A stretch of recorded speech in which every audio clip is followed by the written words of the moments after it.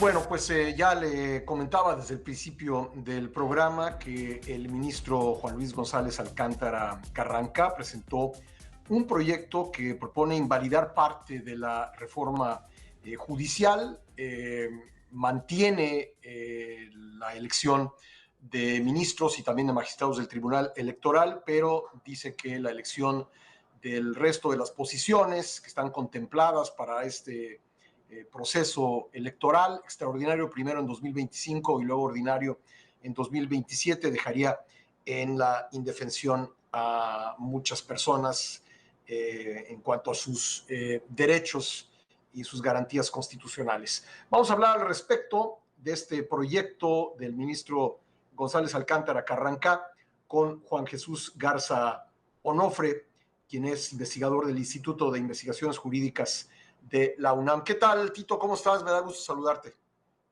Hola, querido Pascal, qué gusto saludarte a ti y a todo tu auditorio.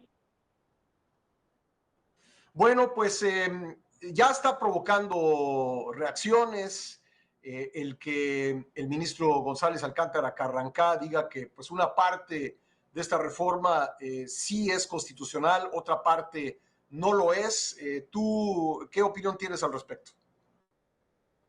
Claro que sí, Pascal, con mucho gusto. A ver, creo que esa irresponsabilidad de los representantes populares, de ciertos políticos, incluso que lo acaba de pronunciar la presidencia de México, pues me parece algo muy en la línea de querer que la política prime sobre el derecho. El proyecto del ministro Juan Luis González Alcántara es un proyecto de más de 350 páginas, ¿no? Muy detallados, siendo exhaustivo en cuestiones técnicas, en discusiones históricas que se han entablado desde el ámbito del derecho, y desde ayer el diputado Ricardo Monreal sale a descalificar y decir que esto va sí o sí para adelante. A mí me parece que el proyecto, a reserva de analizarlo con más tiempo en los próximos días, el proyecto me parece algo de corte salomónico, Pascal, porque el proyecto tiene una parte jurídica, técnica, en donde explica cómo la Suprema Corte sí puede pronunciarse sobre las reformas que son a la Constitución, que son inconstitucionales, ¿no? Alegando que se va a afectar la democracia, la república, el federalismo, los principios básicos sobre los que se sostiene esta nación.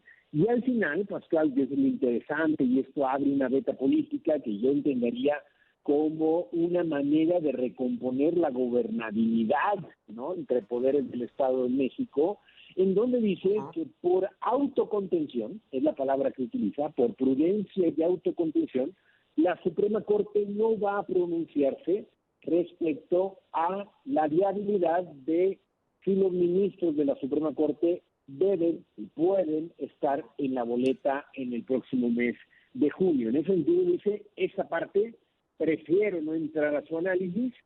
Porque serían juez y parte, ese es el argumento, ¿verdad?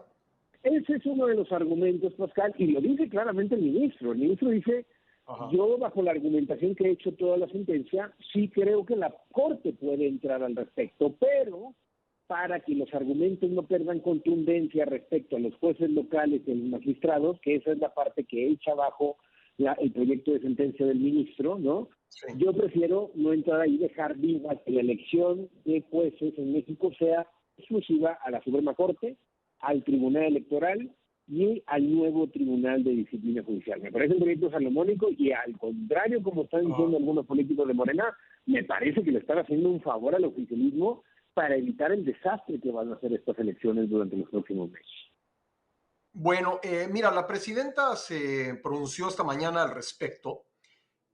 Dijo que esperarán la votación en la Corte, pero que considera su gobierno incorrecto el planteamiento. Si te parece, doctor, vamos a escuchar lo que dijo la presidenta y me gustaría conocer tu comentario. Claro.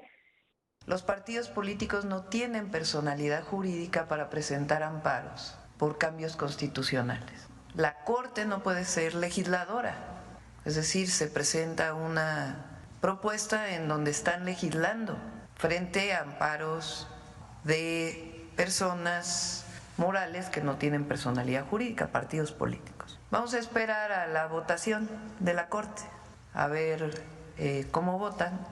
pues vamos a esperar el resultado de la votación, porque los ministros, las ministras de la Corte conocen lo que estoy diciendo.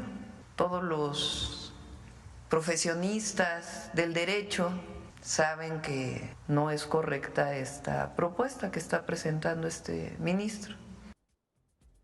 A ver, tú eres profesionista del derecho, mi querido Tito. ¿Qué opinas? Claro que sí, Pascal. A ver, no, la presidenta se confunde gravemente cuando habla de los amparos que una persona moral como un partido político no puede interponerlos. Lo que estamos viendo aquí no es un amparo, es una acción de inconstitucionalidad. Y en ese sentido, las acciones están expresamente tipificadas en la Constitución para las minorías parlamentarias, para los partidos políticos. En ese sentido, la justificación, invitaríamos al equipo legal de la Presidenta de la República, toda la primera parte, todas las primeras 50 páginas, es la legitimación de los partidos políticos y cómo todos los partidos políticos de oposición, PRI, PAN, Movimiento Ciudadano, algunas minorías legislativas en Zacatecas, ¿no?, interponen estos recursos y el ministro decide agruparlas para poner todas bajo un mismo proyecto y a partir de ahí empezar la viabilidad. Ahora bien, Pascal, creo que es una buena señal que la presidenta, después de estar ignorando burdamente las suspensiones de los amparos, que digo que habrá que esperar a la votación. Me parece que es la primera señal que tenemos de entender que se tienen que respetar, que las decisiones de la Suprema Corte no deben quedar a la voluntad popular ni a lo que piense el político líder del turno. Entonces, que espere la votación me parece que es una buena señal para ver esta discusión y ver los alcances de la misma. Pero a ver, tú entenderías por lo que ella dice que si la votación alcanza los 8 requeridos, el gobierno federal y el Congreso harían caso de esta resolución. A ver, es una pregunta complicada en ocasión de todo lo que hemos visto estos meses, ¿no?, de estas tensiones y demás. Lo que sí yo creo, Pascal, es que el proyecto al final del día despresuriza por completo este desastre inminente que va a ser organizar una elección para más de 1,200 puestos a nivel federal y más de 7,000 a nivel local. Lo que estamos viendo aquí es que se les va a facilitar el trabajo absolutamente a todos, al INE, al presupuesto público, a la organización jurídica, al gremio, al mismo Poder Judicial. Entonces, que la presidenta haya dicho que van a esperar a la votación, pues yo creo que habría que hacerle caso a sus palabras. Ojo, Pascal, esto también hay que decirlo. Se está ya diciendo que puede ser la última sentencia de la Suprema Corte en la historia contemporánea de México. Así de fuerte y así de alta es la importancia de este proyecto. Que el último proyecto de sentencia de la Suprema Corte se ponga a discusión pública. Cada ministro va a querer cambiar la opinión. Tal. Vamos a ver si se alcanza la votación. Es uno de los temas más importantes. ¿Tú dirías que esta es la última oportunidad de evitar el agravamiento de la crisis constitucional en la que estamos? Sí, totalmente, Pascal. Me parece que es la alternativa más sensata y más racional. Vendrán eventualmente instancias internacionales, vendrán otras vías como la consulta esta que vimos hace una semana, las controversias, pero con efectos generales, Pascal, que pueda atacar a todo el territorio nacional.